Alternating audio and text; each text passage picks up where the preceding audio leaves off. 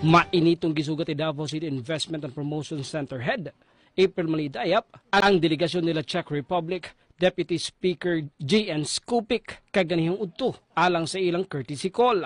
Kauban ni Dayap si Councilor Javi Campos ug uban pang department head sa LGU. Tumong sa Czech Republic delegation nga mas mapagusgan pa ang relasyon sa Pilipinas ingon man sa Davao City sa ilang nasod, ilabi na sa natad sa ekonomiya. Sagad sa delegasyon sa Czech Republic ang mga business ug investment leaders ug ang Parliament Economic Committee.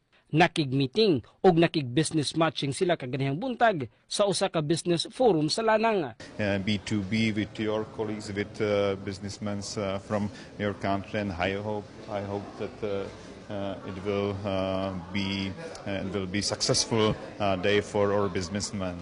Daghang nakitang potensyal sa negosyo ang Czech delegation sa Davao City, ilabi na sa natad sa waste management, renewable energy ug manpower services. 37 ang naglangkob sa Czech Republic delegation.